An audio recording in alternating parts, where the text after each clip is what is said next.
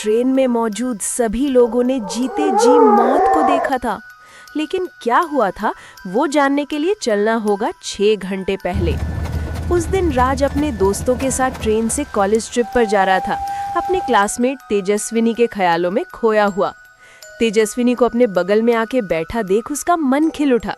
उसने सोचा कि तेजस्विनी को अपने दिल की बात बता दे, लेकिन तभी वहां तेजस्विनी का सबसे करीबी दोस्त विक्रम आ गया और बोला, अरे यार तेजू, तू यहाँ क्या कर रही? चला मेरे सीट के पास। एक चीज उस ट्रेन को गुजरते हुए देख रही थी, एक राज जो 50 साल के बाद जागा था।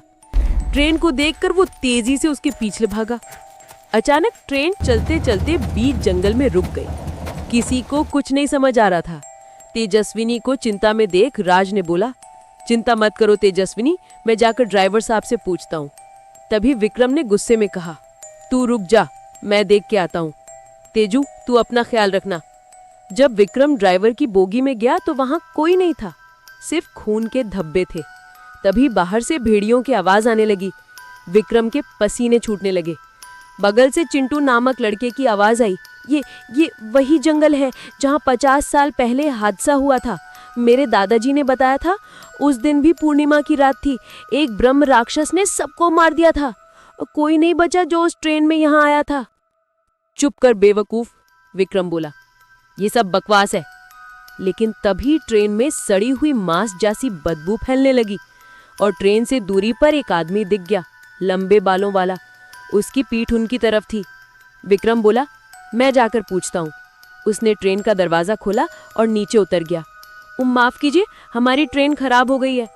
वो आदमी धीरे धीरे मुड़ा। जब उसका चेहरा दिखा तो सबकी सांस अटक गई। उसका चेहरा न पूरी तरह इंसान का था, न पूरी तरह भेड़िए का। आंखें लाल थीं, जानवर के पंजे थे। विक्रम भाग, राज चिल्लाया। विक्रम भागा। वो चीज उसके पीछे चारों पैरों पर दौड़ी। विक्रम ट्रेन तक पहुंचा। राज ने उसका हाथ पकड़ा, लेकिन उस मखलूक ने विक्रम की टांग पकड़ ली। छोड़ो मुझे, विक्रम चिल्लाया। राज ने पूरी ताकत से खींचा, लेकिन उस चीज की पकड़ बहुत मजबूत थी। मुझे बचा कमीने, विक्रम ने कहा। और तभी उस ब्रह्म राक्षस ने उसे अंधेरे में खींच कर ले गया। एक भयानक चिल्लाहट आई, फिर खामोशी। सब डर गए। राज ने दरवाजा बंद कर दिया। तभी ट्रेन की छत पर कदम की आवाज आई, फिर तेज घरोंच। वो राक्षस ट्रेन की छत फाड़ते हुए अंदर आने लगा। भागो, राज चिल्लाया, दूसरे साइड से। सब जंगल की तरफ भाग निकले। अंधेरा था, सिर्फ चंद्रमा की रोशनी थी। सब भागते रहे। तभी एक एक करके लोग गायब होने लगे। पहले एक आदमी, फिर एक और। हर बार एक चीख, फिर खामोशी। पटरी, उधर पटरी है, राज ने इशारा किया। बाकी लोग पटरी पर भागने लगे, लेकिन वो चीज पास आती जा रही थी, सिर्फ 20 कदम दूर। राज रुक गया। उसने तेजस्विनी की तरफ देखा। तेजस्विनी, यहाँ से आगे भागते रहो जब तक कि कोई स्टेशन न मिल जाए। राज, ये वक्त नहीं है। बस सुनो, मैं चाहता था कि तुम जान जाओ कि तुम मेरे लिए क्या हो। राज ने एक पत्थर उठाया और उस राक्षस की तरफ फेंका। इधर आ, मुझे पकड़। वो चीज राज की तरफ मुड़ी। राज नहीं, तेजस्विनी चिल्लाई, लेकिन राज जंगल की गहराई में भाग गया। वो चीज भी उसके पीछे हो ली। कुछ पल तक आवाजें आईं, राज की आवाज, पत्थर गिरने की आवाज, फिर चिल्लाने की आवाज, और फिर बिल्कुल खामोशी। तेजस्विनी रुक गई और चिल्लाने लगी, राज, राज। लेकिन कोई जवाब नहीं आया। बाकी लोगों ने उसे खींचा। चलो अभी। वो सब भागते रहे।